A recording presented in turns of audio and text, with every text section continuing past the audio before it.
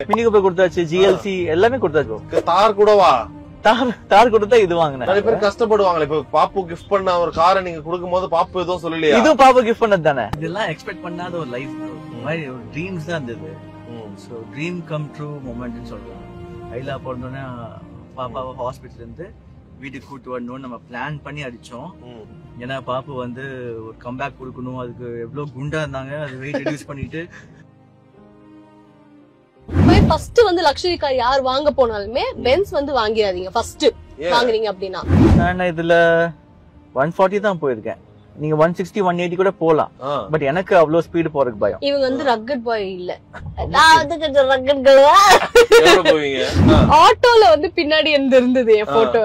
யாரோ வந்து காண்டா இருக்காங்க போல, என் பேச போட்டு கிறுக்கி விட்டுருக்காங்க அந்த மேல. நம்ம 120 போனாலும் 120 போய்கிட்டு இருக்கோமா அப்படின்னு பார்த்தா மட்டும் தான் உங்களுக்கு தெரியும். அந்த மாதிரி அதோட ஒரு உங்களுக்கு ஷேக்குமே அந்த ஸ்பீட் எதுவுமே உங்களுக்கு தெரியாது. நான் வந்து லைஃப்ல நிறைய இடத்துல ஃபால் ஆயிருக்கேன் ப்ரோ. வர வேண்டிய 4 ஈவென்ட்ஸ் வந்து ஒரே நாள்ல கேன்சல் ஆச்சு. பாபு விடுங்க பாபு. ரீசெண்டா உங்களோட வீடியோ ஒண்ணு பயங்கரமா ட்ரெண்ட் ஆயிடுச்சு.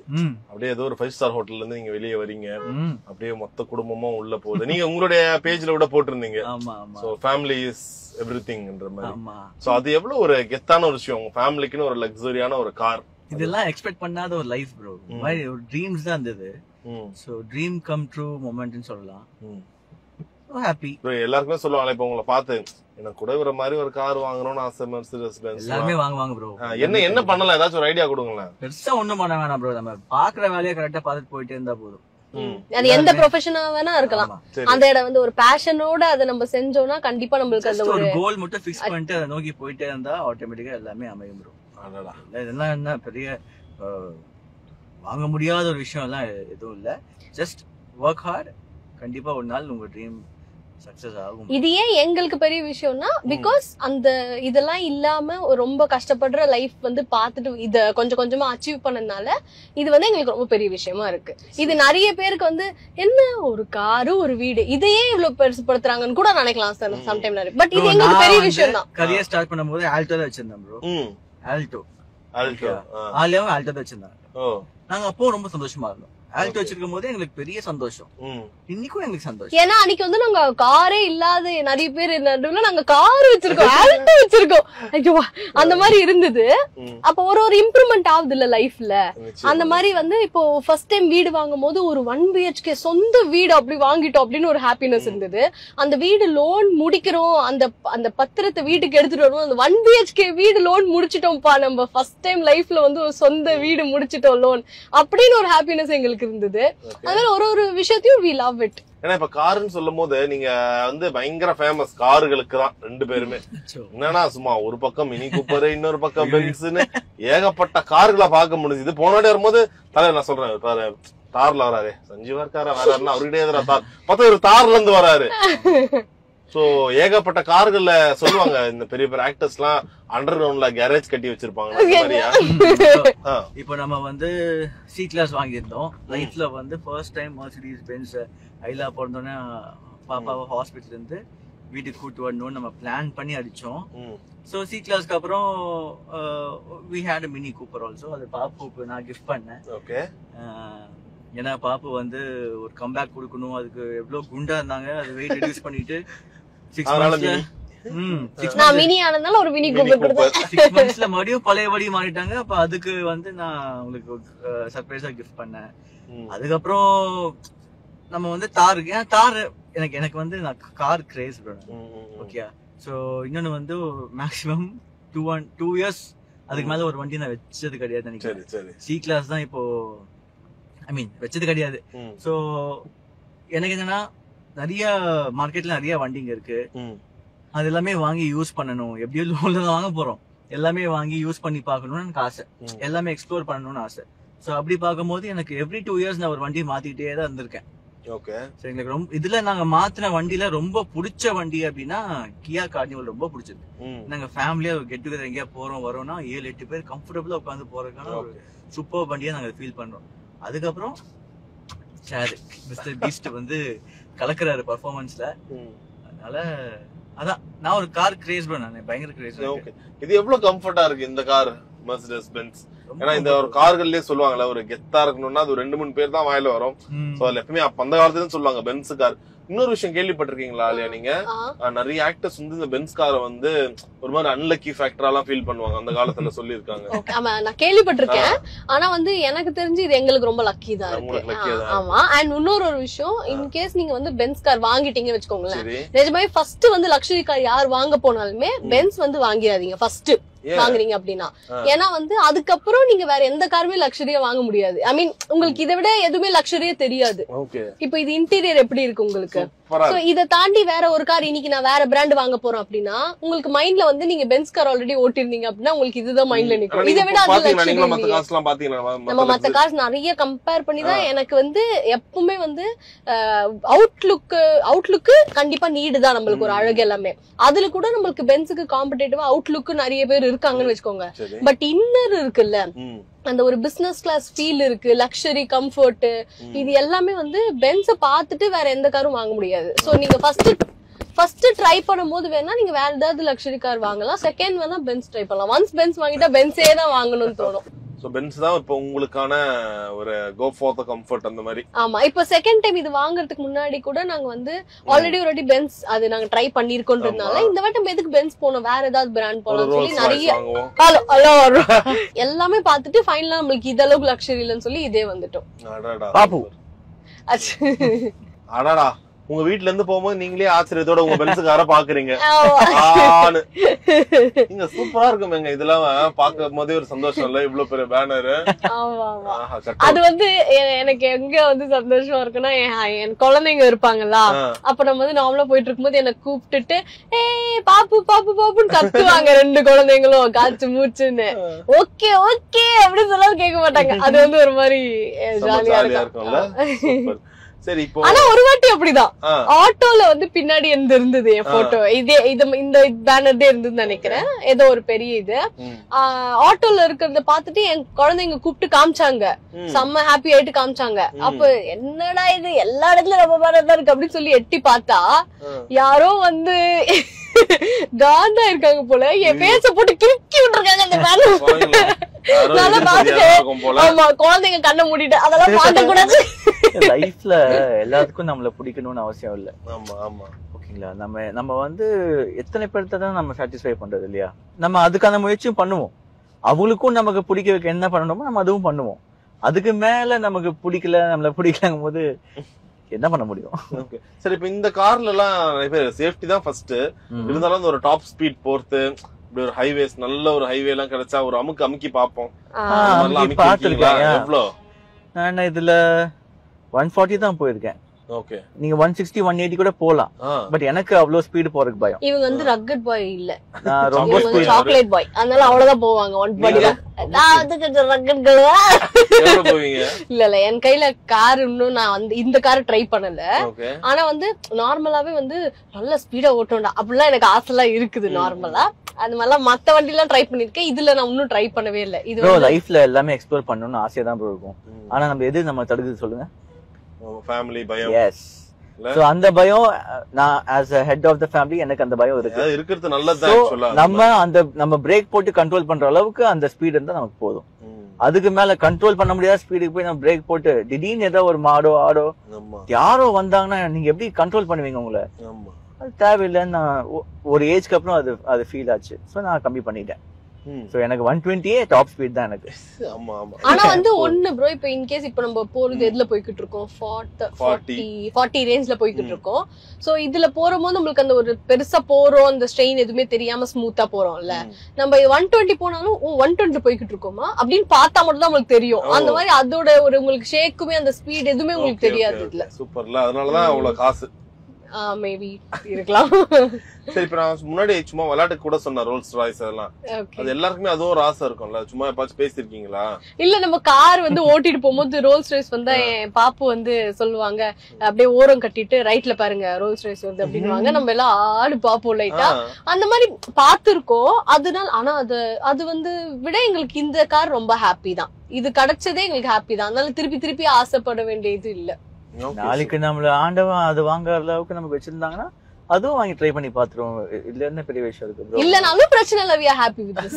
ஓகே. இப்போ ஒரே நேரத்துல சில பேர் எல்லாம் கேட்பாங்களே, என்னங்க ஒரு டைம்ல ஒரு 3 கார்லாம் இருக்கும்போது என்னங்க ஒரு ஃபேமிலிக்கு 3 கார் தேவையா, இருந்தாலும் இவங்க ரொம்ப பண்றாங்க, அப்ப அந்த மாதிரி எல்லாம் பேசியிருப்பாங்க ப்ரோ. இப்போ என்ன பொறுத்த வரைக்கும் தேவைக்குதான் வண்டி. ஸோ இப்போ எங்க வீட்டுல வந்து கியா கார்னிவல் இருக்கு அப்படின்னா அது நாங்க ஃபேமிலியா ஒரு 7 பேர் போறோம் அப்படின்னா கம்ஃபர்டபுளா போயிட்டு வரக்கான அந்த வண்டி. ஸோ இது அப்ப அதே வண்டி வந்து ஆலியா ஷூட்டிங் ஸ்பாட்டுக்கு போறாங்க. ஸோ அவங்களுக்கு ஷூட் போகும்போது ஒரு டிரைவர் வச்சு நம்ம அனுப்பிச்சிடுவோம். அவங்க கம்ஃபர்டபுளா போயிட்டு ஒர்க் முடிச்சு வந்துருவாங்க. இந்த வண்டி நான் ஷூட்டுக்கு எடுத்துட்டு போவேன். ஆல்டோ வந்து ஸ்கூலுக்கு போய் டிராப் பண்ணும், பிக்கப் பண்ணும். ஸோ ஸ்கூல் போற ரோடு எல்லாமே வந்து கொஞ்சம் நேரோ ரோட்ஸ், அதுக்கு அந்த வண்டி கரெக்டா இருக்கும். ஸோ 3 வண்டியுமே தேவைக்கு மட்டும் தான் இருக்கு. தேவையில்லாம ஒரு வண்டி இருக்குன்னா அந்த வண்டி நான் கொடுத்துருவேன். மினி கூப்பர் எல்லாமே மினி கூப்பர் கொடுத்தாச்சு, ஜிஎல்சி எல்லாமே கொடுத்தாச்சு ப்ரோ. தார் கூடவா? தார் கொடுத்தா இது வாங்கினேன். தார் வந்து லாஸ்ட் இயர் பாப்பு எனக்கு கிஃப்ட் பண்ணாங்க. நிறைய பேர் கஷ்டப்படுவாங்க. இப்ப பாப்பு கிஃப்ட் பண்ண ஒரு காரை நீங்க கொடுக்கும் போது பாப்பு எதுவும் சொல்லலையா? இதுவும் பாப்பு கிஃப்ட் பண்ணது தானே. ஓ அவருக்காக பென்ஸ் கிஃப்ட் பண்ணாங்க. சூப்பருங்க. இது வந்து அவங்க தான் ஃபுல் ஃபைனான்ஸ் மெயின்டைன் பண்றதே. அவங்களே அவங்களுக்கு கிஃப்ட் பண்ணிட்டு நான் கிஃப்ட் பண்ண சொல்லிட்டா எப்படி அது? அதெல்லாம் இல்ல, சொல்றாரு அந்த மனசு வந்து சொல்றாரு. அடாடா தாரு கொடுத்து இனிஷியல் அமௌண்ட் இது கன்வெர்ட் ஆச்சுன்னா இது பாப்பு கொடுத்து கிஃப்ட் தானே. ஆமா ஆமா ஆமா. சரி, இப்ப நிறைய பேர் யோசிப்பாங்கல்ல இந்த கார் வந்து இஎம்ஐல வாங்குறதுனா வாங்கலாமா வேண்டாமா? பென்ஸ்ன்னு சொல்லல, ஒரு 15 லட்ச ரூபா காரனே வைங்களேன். இப்ப கார் எடுக்கணும்னு ரொம்ப நாள் ஆசை இருக்கும். ஆனா அதை வேற எடுத்துட்டு இஎம்ஐ கட்டணுமேன்ற ஒரு யோசனையோலே தள்ளி போவோம். நீங்க என்ன சொல்றீங்க, இஎம்ஐ எடுத்த கூட பரவாயில்லையா, வாங்கிடலாமா? அப்போதைக்கு கார் தேவைன்னா ஓகே கட்டிடலாம்னு சொல்லிட்டு வாங்கிடலாமா? What's your take? சொல்லுங்க, நீங்க சொல்லுங்க. என்ன பொறுத்த வரைக்கும் ப்ரோ, கார் எல்லாமே வந்து நீங்க இஎம்ஐல வாங்குறது தான் பெஸ்ட்னு சொல்லுவேன். கார்ல போய் ஃபுல் அமௌண்ட் போட்டு நீங்க ஒரு கார் பர்ச்சேஸ் பண்ண வேணாம். 15 lakhs 20 lakhsனா 20 lakhs கொடுத்து நீங்க கார் பர்ச்சேஸ் பண்ண கூடாது எப்பவுமே. நீங்க பேசிக் இனிஷியல் அமௌண்ட் பே பண்ணிட்டு நீங்க இஎம்ஐ கன்வெர்ட் பண்ணி பே பண்ணி வந்துடலாம். இப்போ ஃபார் எக்ஸாம்பிள் ஒரு 5 lakhs நீங்க இனிஷியல் போட்டு நீங்க இஎம்ஐ கன்வெர்ட் பண்ணிடலாம். 15 lakhs கொண்டு போய் நீங்க ஒரு லேண்ட்லயோ கோல்டுலயோ அந்த மாதிரி இன்வெஸ்ட் பண்ணீங்கன்னா கொஞ்சம், நான் அப்படிதான் பிளான் பண்ணுவேன். சோ பிளான் எதுவுமே பண்ணாம நம்ம. ஆனா வந்து சில பேர் வந்து ஒரு கார் அவங்களே நிரந்தரமா வச்சுப்பாங்க ப்ரோ.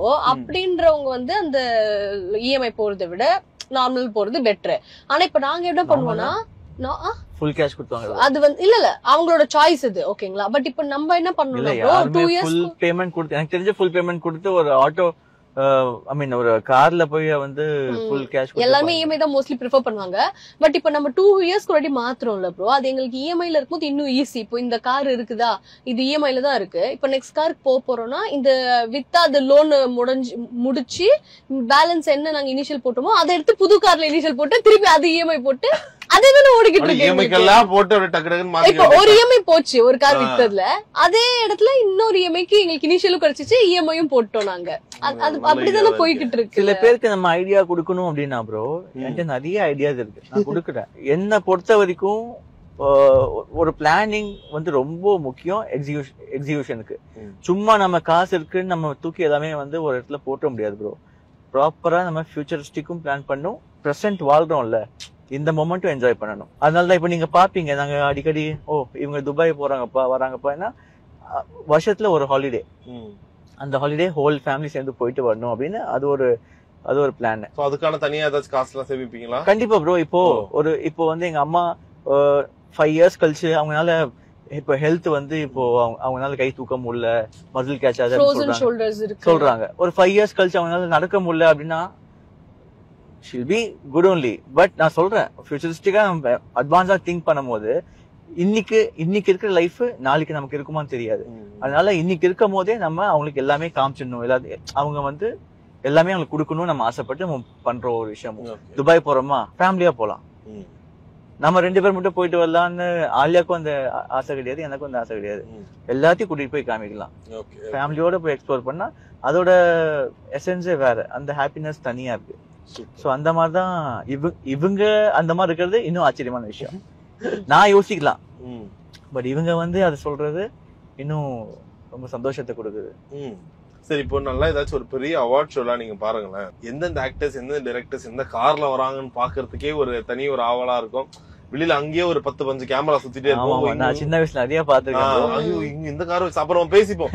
சங்கர் சார் எல்லாம் அப்பயே ரோல்ஸ் ராய்ஸ் வச்சிருக்காரா பாடுறா அந்த மாதிரிலாம் பேசுவோம்.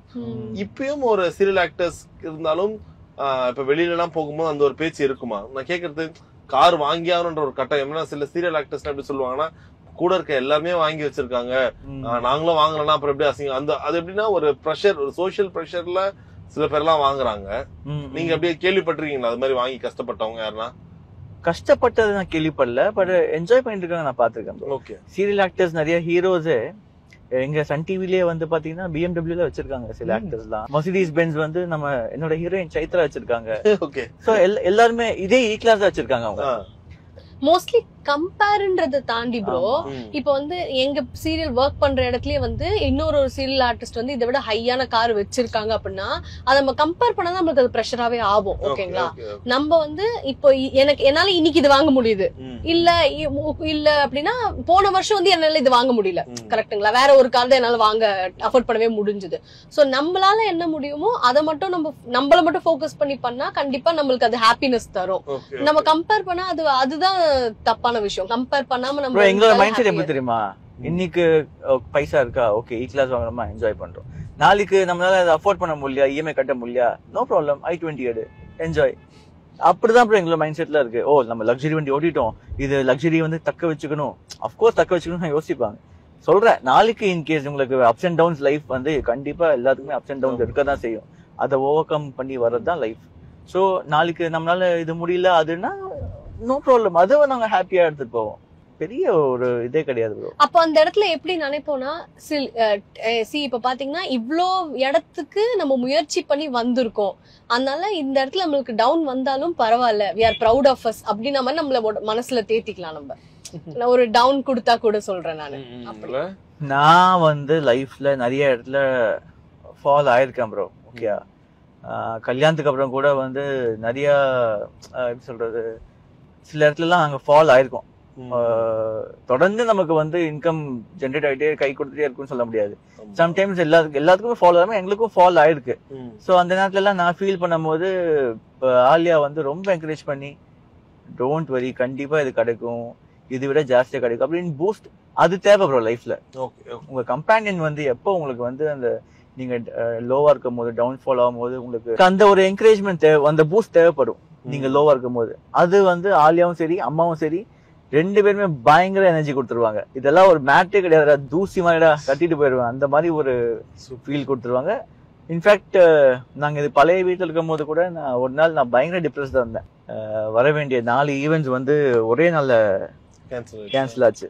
பாபு விடுங்க பாபு, இது இல்லைன்னா நமக்கு பாருங்க இதை விட ஜாஸ்தியா நமக்கு வரும், நீங்க வேணா பாருங்க அப்படின்னு அதே நாள் ஈவினிங் 3 ஈவெண்ட் புக் ஆச்சு. ஸோ இது வந்து இது மிராக்கிள் சொல்றதா இல்ல என்னன்னு தெரியல, பட் அந்த வீட்டுல வந்து அந்த ஒரு பாசிட்டிவிட்டி எப்பவுமே கேரி அவுட் பண்றாங்க எல்லாருமே. யாரு கீழே லோவா ஃபீல் பண்ணி, இப்ப ஆலியா ஏதாச்சும் ஒரு விஷயத்துல லோவா ஃபீல் பண்ணாங்கன்னா நானும் அம்மா அவங்க சேர்த்து அவங்க இது பண்ணுவேன். நான் வந்து சம்டைம்ஸ் வந்து பிசிக் பாக்கும் போது இல்ல நான் வந்து எனக்கு சாப்பிடணும்னு தோணுது, ஆனா நான் குண்டா இருக்கிறேன், இப்போ உள்ளி ஆகணும், எக்ஸசைஸ் பண்ணணும், அப்ப நம்ம டயட்ல இருக்கணும், பிடிச்ச ஃபுட் கிடைக்காது, ஒரு மாதிரி லோவா ஆயிருவோம்ல. எக்ஸசைஸ் பண்ணணும் டயட் பண்ணணும்னா நம்மளுக்கு மனசு கஷ்டமாயிடுது இல்ல ப்ரோ, சாப்பாடு எல்லாம் வந்து சாக்ரிஃபைஸ் பண்றோம்னு. வாழ்க்கையில 1008 பிரச்சனை இருக்கு, உனக்கு சாப்பிடுறது ஒரு பிரச்சனை.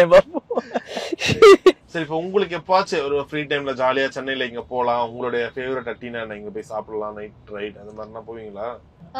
எனக்கு ரீசெண்டா வந்து அந்த நுங்கம்பாக்கம் இருக்குல்ல ப்ரோ, அங்க வந்து இந்த நைனிமியா என்னங்க இது எனக்கு தெரியாது, ஏதோ சைனீஸ் ரெஸ்டாரண்ட் நயன்மியா. சரி, ஒரு சைனீஸ் ரெஸ்டாரண்ட், ஏதோ ஒரு சைனீஸ் ரெஸ்டாரண்ட். என்ன சாப்பிடுறீங்க? தவளை எல்லாம் சாப்பிடல ப்ரோ. பாம்பு இல்ல நான் சாப்பிட்டது வந்து வெஜ் ஃப்ரைட் ரைஸ் மோமோஸ். அதுக்கா Chinese restaurant veg fried rice momos சாப்பிடவா? சிக்கன் மோமோஸ் அது. ஓகே. என்ன ரெஸ்டாரண்ட் சொல்றீங்க? நான் இல்லாம நாசியன் மீ இதான் அங்க போறீங்களா? ஆமா ஆமா. அந்த டெசர்ட்லாம் சாப்பிட 2 பேர் பசங்க 2 பேரும் தூங்க வச்சுட்டு போறது அந்த மாதிரி நடக்குமா? அது இந்த சம்டைம்ஸ் நடக்கும். எல்லாம் வீட்டுல இருக்காங்க அப்படின்னா நாங்க 2 பேரும் சம்டைம்ஸ் நைட்டு அது மாதிரி எப்பயாவது ரொம்ப ரேரா, ரொம்ப அது ரொம்ப ஆஃபன் கிடையாது, ஒரு 6 மாசத்துக்கு ஒரு வாட்டி அந்த மாதிரி நடந்த விஷயமா இருக்கும். 6 மாசத்துக்கு ஒரு வாட்டியா அந்த மாதிரி ஏதாவது நான் போயிருக்கோம். அப்போ நான் வந்து ஆக்சுவலி ரொம்ப விரும்புறது வந்து இந்த நைட் டைம்ல வந்து அண்ணா நகர் இந்த கிரீம் ஸ்டோன்ல போயிட்டு ஐஸ்கிரீம் இருக்கும் ப்ரோ. அது வந்து கோவா ஐஸ்கிரீம் கேட்டோம்னா இப்ப கோவா ஃப்ரூட்டே நம்ம ஜில்லுன்னு சாப்பிட்டா எப்படி இருக்கும் அந்த மாதிரி ஐஸ்கிரீம். இப்போ கோவால மிளகா புள்ள போட்டு சாப்பிடுவோம்ல, அந்த மாதிரி அந்த ஐஸ்கிரீம்லயும் இந்த மிளகா சாட் மசாலா போட்டு வருவாங்க. சோ நீங்க ஐஸ்கிரீம்ல சாட் போட்டு அந்த மசாலா போட்டு சாப்பிடாது, அது இமேஜின் பண்ணி பாருங்களேன் எப்படி இருக்கு. நல்லா இருக்கும் ஒரு மாதிரி, ஏன்னா சில்லுட்டு இருக்கும், சில்லுல ஒரு காரமும் இருக்கும். அது வந்து ஒரு டிஃபரெண்டா. Okay okay. சரி, இப்போ இது மாதிரி ரோட்ல எல்லாம் போகும்போது எப்பவுமே ஆக்டர்ஸ்க்கு இருக்க ஒரு தொல்லை என்னன்னா, இப்ப நீங்க எடுத்துறீங்க இல்ல வேற யாருன்னா உங்களை எடுத்துறாங்க, அது வந்து ஓரளவுக்கு டேக்கன் ஃபார் கிராண்டட். யார் நீங்க பாரு ஆரியாடா டேய் சஞ்சீவ்டா அங்க எப்படி அந்த பிரச்சனைய பத்தியே பேச மாட்டாங்க, இடிச்சத பத்தியே ஜாலியா பேச ஆரம்பிச்சு. அந்த மாதிரி எல்லாம் ஆயிருக்கா? சண்டை எல்லாம் போட்டுருக்கீங்களா ரோட்ல? இல்ல சண்டை போட மாட்டோம், அந்த மாதிரில எதுவும் சண்டை போடுறதே கிடையாது. நாங்க ஆக்சுவலி அந்த மாதிரி இன்சிடென்ட் நடந்தா நான் இடிச்சத மாதிரி ஏதாவது நடந்திருக்காங்க? இல்ல இல்ல ப்ரோ, அந்த மாதிரி நடந்தது. ரீசெண்டா எனக்கு வந்து ஷூட்டிங் போயிட்டு இருக்கும் போது செம்ம டிராபிக்ல நான் மாட்டினேன். வண்டி எடுத்த புதுசுல. சோ இந்த வண்டி வந்து டிராபிக்ல ஸ்டாப் ஆயிடுச்சு. நான் ஆக்சிலேட்டர் கொடுக்குறேன், கியர் போட்டு ஆக்சிலேட்டர் கொடுக்குறேன், வண்டி மூவ் ஆகல. அது ஏன் மூவ் ஆகலன்னு எனக்கு தெரியல, இல்ல அதுக்கு என்ன பண்ணணும் கூட எனக்கு தெரியல. சோ பின்னாடி அடிச்சுட்டே இருக்காங்க. செம டிராபிக் ப்ரோ. ஒரு 15-20 மினிட்ஸா நிக்கிறோம் ஆலப்பாக்கம் ரோட்ல. அடிக்கிறாங்க வண்டி போக மாட்டேங்குது, பின்னாடி ஹார்ன் அடிச்சுட்டு இருக்காங்க. சரி இறங்கினா ஆச்சு, சும்மா இருப்பாங்க, நம்ம பார்த்தாச்சு. ஓகே இவன் சன் டிவில வரான்ப்பா அப்படின்னு சொல்லி பாது என்ன பிரச்சனை எதுன்னு கேட்பாங்க. பார்த்தா இறங்கின கத்த ஜாஸ்தி கத்த ஆரம்பிச்சாங்க. ஐயோ ஏய் வண்டி